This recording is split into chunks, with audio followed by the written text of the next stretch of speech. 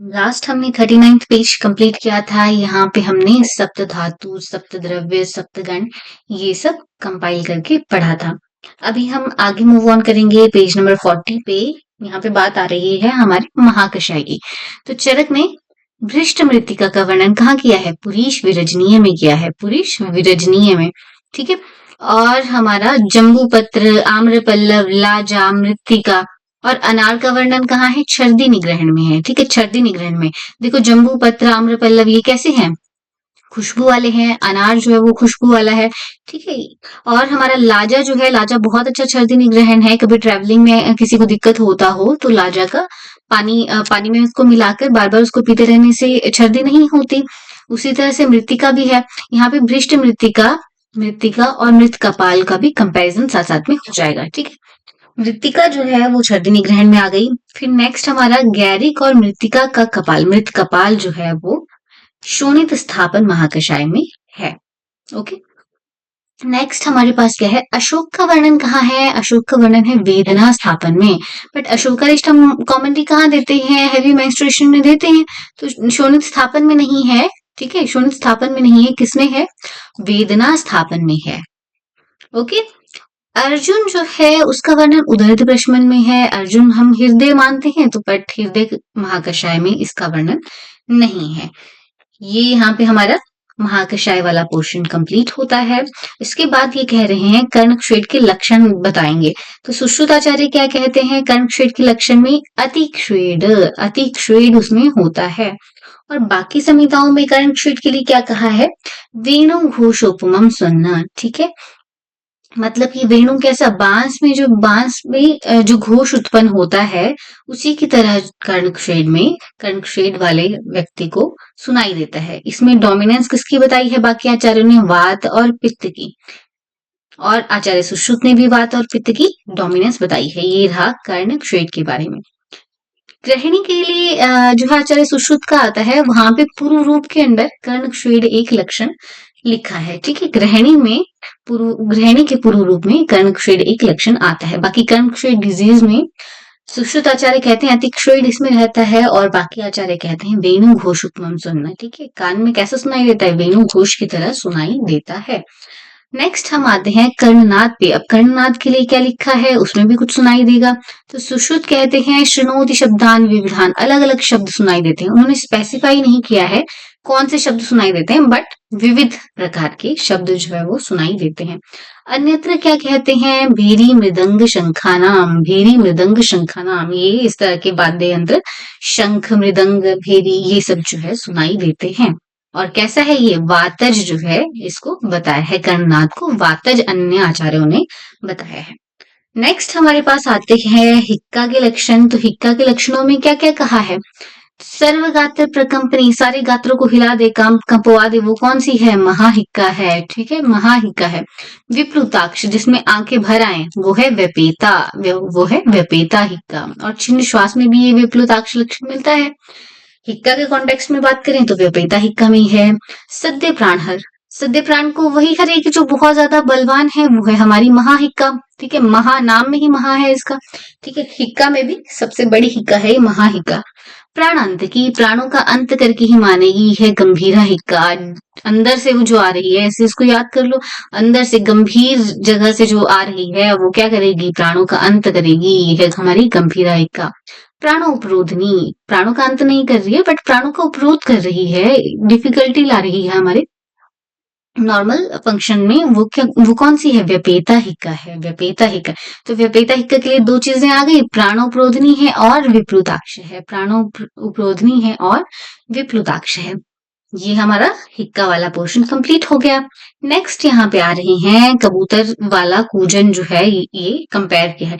कपोत इव कूजन लक्षण है अपतंत्रक का, और पारावत इव कूजन है क्षतचकास का। तो यहाँ पे कपोत और पारावत है तो एक ही चीज, बट इसको हमें याद रखना है। तो क से जो शुरू हो रहा है अपतंत्रक में है, अपतंत्रक में कपोत है, तंत्रक में कपोत है। ठीक है, कपोत इव कुंजन अपतंत्रक में है। और पारावत को क्या है? खांसी है। पारावत को क्या है? खांसी है। कैसे खांसी हुई उसको? क्योंकि उसको किसी ने तीर मारा, उसको लग गया है क्षत। ठीक, ऐसे याद रखेंगे। ठीक है, पारावत को खांसी है। क्योंकि उसको तीर मारा है तो उसको क्षत हो गया है, उसकी वजह से उसको कास हो गया है। तो क्षतज कास में पारावत ईपकूजन है और कपोत ईपकूजन अपतंत्रक में है। ठीक, अपतंत्रक में है। ये रहा कपोत ईपकूजन।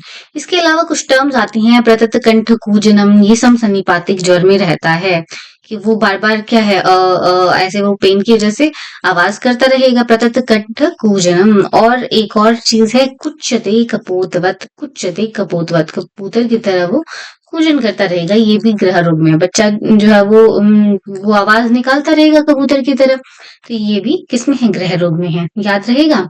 नेक्स्ट हमारे पास है संसर्जन क्रम। संसर्जन क्रम में दिए आहार क्या है, तो ये हमें याद रहता है, क्या क्या रहता है, पेया विलेपी अकृतम कृतम च यूषम मास रसम। ठीक, तो ये सीक्वेंस है, पेया विलेपी, फिर क्या आता है, यूष, यूष कैसा, अकृत बिना मसाले मसाले का, फिर कृत यूष, उसके बाद अकृत मासस और लास्ट में कृत मासस हम देते हैं। और इसमें रस कैसे देने हैं, रसों का देय क्रम भी एक बताया है, तो कैसे याद रखेंगे इसको। देखो हमने अभी चरक सॉरी सुश्रुत सूत्र में हमने पढ़ा कि सबसे पहले क्या देते हैं हम, स्निग्ध अम्ल मधुर, किसके लिए, वात के शमन के लिए देते हैं, तो इसको याद रखेंगे, स्निग्ध अम्ल मधुर हम दे रहे हैं सबसे पहले। मधुर तो हम पहले देते हैं, उसके साथ हम अम्ल भी दे रहे हैं और उसके साथ हम स्निग्ध आहार दे रहे हैं। उसके बाद हम क्या देंगे सेकंड नंबर पे, अब हमें लवण ऐड करना है, बट लवण हम अकेला ऐड नहीं करेंगे, हम अम्ल के साथ उसको देंगे। नेक्स्ट हमें तिक्त ऐड करना है। तिक्त पर हम अकेला ऐड नहीं करेंगे, अब कड़वा एकदम से नहीं खाएगा पेशेंट, उसको हम मधुर के साथ देंगे। ठीक है, तो ये याद रखने के लिए है। और लास्ट में कैसा देंगे, कषाय और कटु देंगे, कषाय और कटु देंगे। ठीक है, कसाला किसी को पसंद नहीं होता और कटु वैसे भी कैसा है, तीखा है, तो इसको साथ में हम देंगे। तो याद रहेगा, मधुर अम्ल लवण सॉरी मधुर अम्ल और स्निग्ध जो है वो कब देना है, सबसे पहले देना है, उसके बाद लवण देना है, लवण किसके साथ देना है, अम्ल के साथ देना है, उसके बाद तिक्त दिया, कड़वा दिया बट मधुर के साथ दिया, और लास्ट में कषाय कटु, ये हमने दिया। नेक्स्ट हमारे पास बस्ती आ रही है, तो यहाँ पे कर्म काल योग बस्ती के बारे में कहा है, तो इसको कैसे याद रख सकते हैं, कर्म का योग, किसका योग, कर्म का योग। ठीक है, कर्म का योग काउंटिंग क्या रहेगी, 30 16 8, कर्म का योग 30 16 8, ठीक है, 8 से डबल 16 और लास्ट में कितना, 30 याद रखेंगे। तो कर्म बस्ती में कितनी संख्या होती है, टोटल बस्ती की 30 होती है। तो इसमें स्टार्टिंग में कितनी, एक बस्ती सबसे पहले हम देते हैं, फिर हमारी 12 अनुवासन 12 स्थापन ऐसे चलती है, 12 स्थापन 12 अनुवासन, और लास्ट में हम कैसे देते हैं, ये तो अल्टरनेट चलती है हमारी, लास्ट में हम देते हैं 5 अनुवासन बस्ती, तो ये हो जाती है हमारी टोटल कितनी, 30।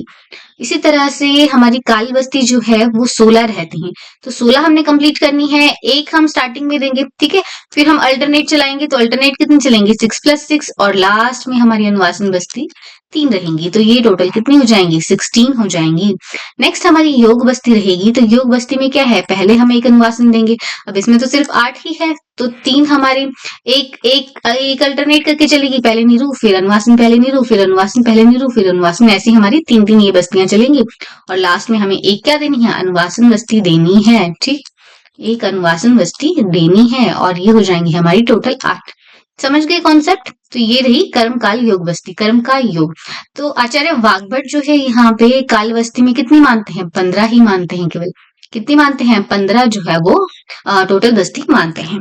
फिर आगे चलते हैं, हमारे पास महामर्म है, त्रिमर्म है। महामर्म की जब बात आती है तो हृदय बस्ती नाभि जो है इसमें आती है, ठीक है, नाभि को महामर्म में माना है, लेकिन त्रिमर्म में किसको माना है, शिर को माना है। यूजुअली हम त्रिमर्म का क्वेश्चन हम देखते हैं, अगर इनकेस महामर्म का आता है तो नाभि जो है महामर्म में आती है, त्रिमर्म में हमारा शिर आता है। मैक्सिमम कॉन्सेप्ट त्रिमर्म के है। नेक्स्ट हमारे पास अब हमें बनानी है 12 प्रसृत की निरूह बस्ती। 12 प्रसृत की निरूह बस्ती बनानी है। 12 प्रसृत कितना हुआ, 24 पल के बराबर हुआ। तो इसमें हमने कौन सा ड्रग कितना कितना कौन सा पार्ट लेना है वो हम देखेंगे। तो क्वाथ और कल्क तो सेम रहेगा, 5-5 प्रसृत क्वाथ रहेगा, 1-1 प्रसृत क्या रहेगा, कल्क रहेगा। टोटल हमें कितना बनाना है, 12 प्रसृत की बनानी है बस्ती। तो हमारा स्नेह कितना हो जाएगा, स्नेह की मात्रा होती है जो टोटल हमारी बस्ती है उससे कितना, 1/4 वात के लिए, ठीक है। 1/6 किसके लिए होता था, पित्त के लिए। 1/8 किसके लिए होता था, कफ के लिए। तो बस 12 12/4, ठीक है, कितना हो जाएगा 3 प्रस्तुत, तो 12/6 कितना हो जाएगा 2 प्रस्तुत, और 12/8 कितना हो जाएगा 1.5 प्रस्तुत। ये स्नेह की मात्रा हो गई। और स्नेह से अपोजिट किसकी मात्रा होती है, मधु की मात्रा होती है। तो ये तो हमारा क्लियर हो गया। ठीक, अभी हमारा सेंधव कितना डालना है, सेंधव को एक याद कर लेंगे, वात और पित्त के लिए सेम रहेगा 1.5 और हमारे वात और कफ के लिए सेम रहेगा 1.5 और हमारे पित्त के लिए कितना रहेगा 2। तो इजी है सब कुछ इस पेज में और इम्पोर्टेंट भी है, तो इसको याद रखेंगे सब कुछ। नेक्स्ट हम मूव ऑन करेंगे और यहाँ पे है हमारा अगला पेज 41। इसमें है निरूह की मात्रा अनुवासन से कितनी होनी चाहिए, 4 गुना होनी चाहिए। तो निरूह जो है हम ज्यादा देते हैं, उसका बहुत सारा क्वाथ बनाया होता है, सब ऐड करते हैं उसमें। और जब अनुवासन वस्तु देते हैं तो उसको तो हम ml में काउंट करके देते हैं। ठीक, तो ये मनुष्यों में कितनी देनी है हमें, निरूह की मात्रा जो है अनुवासन से 4 टाइम्स होती है। ठीक, और हमारे जानवरों में अगर बात करेंगे तो निरूह की मात्रा कितनी होती है, अनुवासन से 8 गुना ज्यादा होती है, 8 गुना ज्यादा होती है जानवरों में। नेक्स्ट हमारे पास है निरूह बस्ती की संख्या कितनी कितनी है। तो निरूह बस्ती की संख्या में वात दोष में 1 निरूह बस्ती देंगे, पित्त दोष में 2 देंगे और कफ दोष में 3 निरूह बस्ती देंगे। नेक्स्ट हमारे पास अब हमें बस्ती बनानी है, तो कैसे कैसे क्रम से हम बस्ती बनाएंगे, सारा पंचकर्म वाला पार्ट आ रहा है ये। सबसे पहले हम मधु डालते हैं, उसके बाद हम क्या डालते हैं, सेंधव डालते हैं, उनको अच्छे से मिक्स करते हैं। उसके बाद हम स्नेह डालते हैं, जो भी हमें डालना हो, घृत या तेल जो भी डालना हो उसको हम अच्छे से मिक्स करते हैं। उसके बाद हमारा क्या जाता है, कल्क जाता है, कल्क को भी अच्छे से मिक्स करते हैं। और लास्ट में हमारा कौन चीज जाती है, क्वाथ जो है वो मिक्स हम करते हैं। तो या तो अगर आपको रेफरेंस याद है तो रेफरेंस याद कर लीजिए। आचार्य चरक ने क्या कहा है, माक्षिकम लवणम स्नेहम कल्कम क्वाथम इति क्रमात्। माक्षिक आ गया, फिर लवण आ गया, फिर स्नेह आ गया, फिर कल्क आया, फिर क्वाथ। माक्षिकम लवणम स्नेहम कल्कम क्वाथम इति क्रमात्, ये इसका क्रम है निरूह बस्ती निर्माण का। सुश्रुत आचार्य जब कहते हैं, उन्होंने सीक्वेंस को थोड़ा अलग किया है, बट जो हमारा कॉमनली प्रैक्टिस्ड है और पूछा भी जाता है वो चरक का है। लेकिन एक बार सुश्रुत का देख लेते हैं। पहले वो सेंधव डालते हैं, फिर मधु डालते हैं, फिर कल्क डालते हैं और कल्क के बाद वो स्नेह डालते हैं। ठीक है, और लास्ट में क्या जाएगा, क्वाथ जाएगा। ठीक, अभी आगे चलेंगे। पशुओं में बस्ती क्रम कहा है, तो पशुओं में कैसा बस्ती पुटक देना है और नेत्र की लंबाई क्या रखनी है, कितनी मात्रा देनी है, इस सब के बारे में लिखा गया है। तो पहला सबसे बड़ा जानवर हमारा कौन सा है, हाथी है। हाथी में बस्ती पुटक अगर बनाना है तो किसका बनाएंगे, भेड़िया बकरी की बस्ती का बनाएंगे। भेड़िया बकरी की बस्ती का क्या बनाएंगे, बस्ती पुटक बनाएंगे। और नेत्र की लंबाई कितनी होगी, 1 अरत्नी जो है उसमें आगे नेत्र लगाएंगे। कितना, 1 अरत्नी। कितना होता है 1 अरत्नी, याद करो। नेक्स्ट हमारे पास मात्रा कितनी देंगे, 4 आढ़क इसकी मात्रा कही है, 4 आढ़क इसकी मात्रा कही है। उसके बाद अगला जो है हमारा आता है ऊंट। तो ऊंट में अगर बस्ती देनी है तो उसमें भीड़ नहीं कहा है, बकरी की बस्ती से जो है हमें बस्ती देनी है। और उसमें नेत्र की लंबाई 18 अंगुल रहेगी और मात्रा 2 आढ़क रह जाएगी। घोड़ा और गाय, घोड़ा और गाय सबने देखे हैं, इसमें अगर बस्ती देनी है तो कितना हमें किसकी बस्ती यूज करनी है, भैंस की बस्ती यूज करनी है। ठीक है, भैंस की बस्ती यूज करनी है। इसमें नेत्र की लंबाई रहेगी 16 अंगुल और मात्रा कितनी, 2 से 3 प्रस्थ बताई है, 2 से 3 प्रस्थ बताई है। ठीक है, अभी आड़क से प्रस्थ में आ गए। नेक्स्ट हमारे पास बकरिया, भेड़ को अगर बस्ती देनी है, छोटे जानवर आ गए अब तो इसमें क्या यूज करेंगे, बूढ़े बैल की बस्ती यूज करेंगे। वहां पे एक टर्म आई है जरद गवा, जरद गवा यानी कि बूढ़ी गाय की बस्ती, बूढ़े बैल की बस्ती उन्होंने यहाँ कही है। और नेत्र की लंबाई कितनी है, 10 अंगुल है और मात्रा है 1 प्रस्थ, मात्रा है 1 प्रस्थ। नेक्स्ट हमारे पास क्या है, महादोषकर भाव है। महादोषकर भाव कितने हैं, अष्ट महादोषकर भाव हैं, चरक सिद्धि 12 में बताए हैं। ठीक है, मतलब क्या क्या आपको नहीं करना है बस्ती लेने वाले टाइम में। उसमें क्या क्या आता है, उच्चैर भाष्यम, रतक्षोभ, ठीक है, अति चक्रमण, आसन, ये सब आपको नहीं करना है, बहुत दूर से नहीं बोलना है। ये सारे जो अष्ट महादोषकर भाव हैं, अजीर्ण, अहित भोजन, दीवा स्वाप, मैथुन, ये सब, ये 8 चीजें आपको नहीं करनी है, ये चरक सिद्धि 12 में बताया है। नेक्स्ट जो है शिरोविरेचन संख्या बताई है। शिरोविरेचन संख्या में उत्तम दोष में कितनी बार शिरोविरेचन कराते हैं, 3 बार शिरोविरेचन कराएंगे। मध्यम दोष होगा तो 2 बार और हीन दोष होगा तो 1 बार शिरोविरेचन कराएंगे। अब प्रतिमर्श की मात्रा है जो कि इम्पोर्टेंट है। प्रतिमर्श की मात्रा में कितने हम प्रतिमर्श नस्से को देते हैं? 2-2 बूंद डालने के लिए देते हैं। ओपीडीज में ऐसे ही देते हैं हम कि 2-2 बूंद आपको डालनी है प्रतिमर्श, जो हम डेली प्रैक्टिस कर सकते हैं। अगर मर्श नस्से किसी को देना है तो मर्श नस्से में तर्पणी मात्रा जो है वो कितनी रहेगी? 8 से 10 बिंदु रहेगी। तर्पण में अप्रिहण करना है तो उसमें ज्यादा हमारा अमाउंट रहेगा। मध्यम अगर मात्रा यूज करनी है मर्श नस्से की तो 6 बिंदु जाएगी। मध्यम मात्रा 6 बिंदु जाएगी। और हीन मात्रा, इसकी मिनिमम मात्रा कितनी है? प्रतिमर्श से डबल है, 4 बिंदु है। ठीक, याद रहेगा। नेक्स्ट, आचार्य सुश्रुत क्या कहते हैं? प्रतिमर्श की मात्रा कितनी है? छींक आने तक जो है प्रतिमर्श की मात्रा उन्होंने बताई है। और अष्टांग हृदय शारंगधर भी 2-2 बूंद बताते हैं। तो ऑलमोस्ट सभी 1 से 2 बूंद या 2-2 बूंद जो है उन्होंने प्रतिमर्श की मात्रा बताई है। और आगे चलेंगे। अच्छा, इसमें एक चीज यहाँ पे एक और चीज आ रही है, स्नेहिक नस्से की मात्रा जो है बताई है आचार्य ने। आई थिंक ये आचार्य सुश्रुत ने बताई है। तो वहां पे 8 बूंद, 32 बूंद और 64 बूंद इस तरह से उसको कहा है। एक क्षाण शुक्ति और पानी शुक्ति प्रमाण कहा है। इसको एक बार देखेंगे या फिर ये आगे आएगा तो वहां पे उसको कवर करेंगे। ठीक, नेक्स्ट हमारे पास शस्त्रों के प्रमुख कर्म बताए हैं। तो ये हमने सूत्र सुश्रुत सूत्र स्थान में बहुत अच्छे से कवर किया है। मंडलाग्र और करपत्र से क्या करते हैं? छेदन और लेखन करते हैं। मंडलाकार छल्ला से याद रख सकते हैं। मंडलाग्र करपत्र से छेदन और लेखन। नेक्स्ट, वृद्धि, नक्षत्र, मुद्रिका, उत्पल पत्र और अर्धधार से क्या करते हैं? छेदन और भेदन करते हैं। तो क्या हमने वहां पे देखा था? मुर्दे के वृद्ध अर्ध नखों में उत्पल से छेदन भेदन किया तो सारे निकल जाएंगे। मुर्दे से मुद्रिका, मुर्दे के वृद्ध, वृद्ध से वृद्धि पत्र, अर्ध नखों में अर्धधार शस्त्र, नख शस्त्र। ठीक है, किससे छेदन भेदन किया? उत्पल से छेदन भेदन किया। तो ये सारे शस्त्र हमारे निकल आएंगे। नेक्स्ट है आकूट, व्रीहि से वेतस का वेधन कर। तो वेधन कर्म के लिए कुठारिका, आ से आरा, कूट से कुठारिका, व्रीहि से व्रीहिमुख, वेतस से वेतस पत्र। और यहाँ पे सूची भी, सूची क्या करती है? वेदन करती है। और क्या करती है? सुई के लिए सूची कहा है और सीवन कर्म करती है। बड़ी दंत शंकु से क्या करते हैं? आहरण करते हैं। तो इसको हमने कैसे याद किया था? बड़े दांतों का आहरण करो, बड़े दांतों का आहरण करो। नेक्स्ट, एषणी के लिए क्या लिखा है? एषण और अनुलोमन ये 2 काम करती है। बाकी जो बच गए शस्त्र उनसे क्या करना है? हमें शस्त्र विस्त्रावण कर्म करना है। तो शुचि, कुशपत्र, आटिमुख, शरारिमुख, अंतर्मुख, त्रिकुर्चक, ये सारे जो हैं वो किसमें यूज होते हैं? विस्त्रावण कर्म करने के लिए। इसके लिए भी निमोनिक है। काश शुचि आंटी के शरीर से 3 दिन तक रक्तस्राव होता तो काश से कुशपत्र आ जाएगा, सूची से सूची आ जाएगा, आंटी से आटिमुख यंत्र, आटिमुख शस्त्र आ जाएगा, शरीर से शरारी मुख शस्त्र आ जाएगा, अंदर से अंतर्मुख, और 3 दिन से त्रिकुर्चक जो है आएगा। किस लिए यूज होते हैं? ये रक्त विस्त्रावण, देखिए रक्त विस्त्रावण के लिए यूज होते हैं। नेक्स्ट हमारे पास क्या है? विभिन्न कर्मों के लिए शस्त्र की धार कैसी होनी चाहिए? तो ये हमने शॉर्ट्स में भी देखा था, शॉर्ट्स में बनाया है इसके लिए कि छेदन करना है तो कैसी? बिल्कुल एकदम थिन चाहिए, बाल से भी आधी, तो अर्ध कैश की। वेदन और विस्त्रावन करना है तो बाल के बराबर हमारी धार होनी चाहिए, तो कैश की। लेखन करना है तो मसूर, आधे मसूर के बराबर, अर्ध मासूरी। और भेदन करना है तो मासूरी धार, एक मसूर के दाने के बराबर जो है उसकी शस्त्र की धार होनी चाहिए।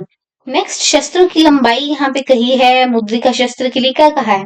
तर्जनी के अग्र पर्व के बराबर, जो हमारी तर्जनी उंगली है उसके अग्र पर्व के बराबर जो है वो मुद्रिका शस्त्र की लेंथ जो है बताई है।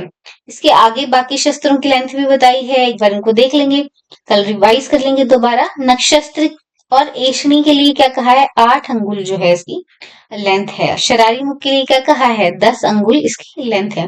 शेष जो बाकी हमारे शस्त्र बच गए उनकी लेंथ कितनी है? 6 अंगुल लंबाई के वो हैं। ठीक है, बाकी शस्त्र हमारी 6 अंगुल लंबाई के। शरारी मुख, शरारती बच्चा क्या था? 10 अंगुल तक आगे जाता था। 10 अंगुल की लेंथ इसमें है। नक्षत्र और एषणी 8 अंगुल के हैं, बाकी बच के 6 अंगुल के हैं। और मुद्रिका शस्त्र के लिए स्पेसिफिक आया है तर्जनी के अग्र पर्व के बराबर, इसको बताया है। तो ये हमारे रहे पेज नंबर 40 और 41। इजी है ये और इम्पोर्टेंट भी है। अगर आपको सही लग रहा है, समझ आ रहा है अच्छे से, तो आप अपने फ्रेंड्स के साथ भी शेयर करो और साथ में बैठ के पढ़ो। साथ में बैठ के पढ़ने में और आपको मजा आएगा, फन होगा।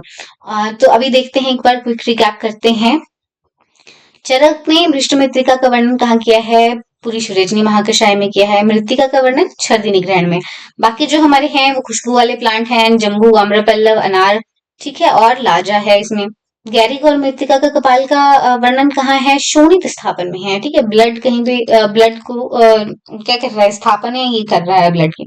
नेक्स्ट हमारे पास अशोक का वर्णन है, किसमें? वेदना स्थापन में, ना कि शोणित स्थापन में है। नेक्स्ट अर्जुन के लिए कहाँ है? अर्जुन उदर्द प्रशमन में कहा है, उदर्द प्रशमन में कहा है, हृदय महाकषाय में नहीं कहा है। हृदय में क्या क्या आता है याद करो? हृदय महाकषाय में क्या क्या आता है? खट्टी चीजें आती हैं सारी, अम्र अम्रातक लकुच, ठीक है, ये सब आते हैं, वृक्ष अम्ल वेतस। नेक्स्ट देखो कर्णशेड में क्या क्या बताया? तिक्षेड होता है, और क्या कहा है? वेणु घोष उपमम स्वर्ण इसको कहा है। कर्णनाद में शुनोति शब्दान विविधान, और बाकी आचार्य क्या कहते हैं? भेरी मृदंग शंख की तरह सुनाई देगा। सारे गात्रों में जो कंपन कर देगी कौन सी हिक्का है? महाहिक्का है। विलुप्ताक्ष करेगी वो व्यपेता है, और व्यपेता के लिए क्या कहा है? प्राण उपरोधनी कहा है। सद्य प्राण हमारी महाहिक्का है, प्राणों का अंत करने वाली है गंभीरा हिक्का। कपोत इव कूजन किसमें है? अब तंत्रक में है। इसको ऐसे भी याद कर सकते हैं कि तंत्र के ऊपर क्या है? कप है, तंत्र के ऊपर कप है, तो तंत्र के ऊपर कप है तो कपोत इव कूजन, ठीक है, ऐसे मैंने याद किया था इसे, ठीक है। कप है तंत्र के ऊपर तो कपोत इव कूजन। पर नेक्स्ट जो है पारावती कूजन, तो ठीक है, पारावत को क्या किया था? तीर मारा था, उसको क्षत हो गया था, क्षत की वजह से उसको कास हो गया, तो क्षतज कास में पारावती कूजन है। संसर्जन क्रम हमें पता है, पेया विलेपिम कृतम कृतम च यूषम रसम, ठीक है। संसर्जन क्रम में देय रस का क्रम क्या था? स्निग्ध अम्ल मधुर था सबसे पहले, फिर हम लवण के साथ क्या देंगे? अम्ल भी देंगे, फिर हम मधुर को किसके साथ देंगे? तिक्त के साथ, तिक्त हमें देना है तो मधुर भी ऐड करेंगे, और लास्ट में हमारा कषाय और कटु रस आ जाएगा। कर्मकाल योग बस्तियां थी 30, 16, 8, तो इसका आपने कैलकुलेशन देख लेना है। 1 + 12 + 12 + 5, ठीक है, 5 जो है लास्ट में हम अनुवासन बस्तियां थोड़ी ज्यादा रखते हैं, ठीक है, ऐसे इसको याद कर लो। और फिर ऑड इवन नंबर्स में कौन कौन सी चीज आ रही है वो आप देख लो, जैसे आपको इजी रहता है याद करने के लिए। महामर्म हमारी हृदय बस्ती नाभि है, और त्रिमर्म क्या है? शीर, उसमें नाभि की जगह आएगा। 12 प्रतिशत की नीरू बस्ती बनानी है तो हमें कौन सी चीज कितनी मात्रा में लेनी है? क्वाथ और कल्क सेम रहेंगे, 5% और 1%। बाकी स्नेह और मधु के लिए हमें फॉर्मूला पता है, 1/4, 1/6, 1/8 स्नेह के लिए है, मधु के लिए अपोजिट हो जाएगा। स्टैंडअप का हमें ध्यान रखना है, 1.5 किसके लिए? वातज और कफज कंडीशन के लिए है, और 2% हमारे पित्तज निरूबस्ती, पित्तज प्रॉब्लम्स के लिए, पित्तज दोष के लिए अगर हमें निरूबस्ती बनानी तो उसमें देते हैं। निरूबस्ती की मात्रा अनुवासन से कितनी होती है? 4 गुना ज्यादा होती है, और यही जानवरों में काउंट करेंगे तो 8 गुना ज्यादा रहती है, क्योंकि जानवरों की इंटेस्टाइन बड़ी रहती है। निरूबस्ती में संख्या जो है, बस्ती की संख्या वातदोष में 1, पित्तदोष में 2 और कफदोष में 3 रहेगी। और उसका निर्माण क्रम क्या है? माक्षिकम लवणम स्नेहम कलकम क्वाथम इति क्रमात्। माक्षिकम लवणम स्नेहम कलकम क्वाथम इति क्रमात् आचार्य चरक का है। पशुओं में बस्ती क्रम हमने देखा, हाथी में कितनी रत्नी यूज कर रहे हैं नेत्र की?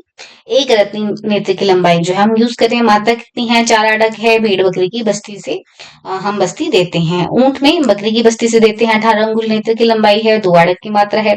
घोड़ा और गाय जो हमारे जनरल यूज आने वाले एनिमल्स हैं, उसमें भैंस की बस्ती देंगे। किसकी बस्ती देंगे? भैंस की बस्ती देंगे, थोड़ी सी डिफरेंट है। नेत्र की लंबाई 16 अंगुल है, 2 से 3 प्रस्थ की मात्रा इसमें देते हैं। ऊपर वाले में अडक है, आगे प्रस्थ है। बकरी और भेड़ की बस्ती अगर देनी है अगर उनको, तो बस्ती किससे बनेगी? बूढ़े बैल की बस्ती से बनेगी, जरद गबा। और नेत्र की लंबाई रहेगी 10 अंगुल, और मात्रा कितनी है? 1 प्रस्थ है। महादोषकर भाव की संख्या कितनी होती है? अष्ट महादोषकर भाव है, चरक सिद्धि 12 में दिए हैं। उच्चर भाषण रथ क्षोभ अति चंक्रवण आसने, ये सब चीजें हैं। अजीर्ण हित भोजन दिवा स्वप्न च मैथुने, ये अष्ट महादोषकर भाव हैं। नेक्स्ट क्षीरो विरेचन की संख्या उत्तम मध्यम हीन दोष के लिए 3, 2, 1 बार है। प्रतिमर्श नस्य की मात्रा हमें पता है 2, 2 बूंद रहती है, और मर्श नस्य की मात्रा कितनी रहती है? तर्पण अगर कराना है 8 से 10 बूंद, मध्यम जो है 6 बूंद, और हीन 4 बूंद रहती है। शस्त्रों के प्रमुख कर्म हमने देखे, यहाँ पे इंपॉर्टेंट है ये, इसको आप याद करेंगे अच्छे से। इसका निमोनिक आपको बता दिया है, अभी निमोनिक से याद कर लो चाहे अगर नहीं याद रहता है तो, अदरवाइज इट इज इंपॉर्टेंट, इसको आप अच्छे से याद करेंगे। विभिन्न कर्मों हेतु शस्त्र की धार का प्रमाण, ये भी हमने अच्छे से शॉर्ट्स में किया है, BLVC, ठीक है, BLVC करके याद कर लो, जैसे आपको याद रहता है। छेदन के लिए बिल्कुल हमें फाइन कट लगाना होता है, तो अर्धकेश की वेदन विस्त्रावन के लिए नीडल वाला हमारा कैसे केश की प्रमाण का रहेगा, लेखन के लिए अर्धमासुरी, भेदन के लिए मासुरी। मुद्रिका शस्त्र की लंबाई कितनी बोली? तर्जनी के अग्र पर्व के बराबर।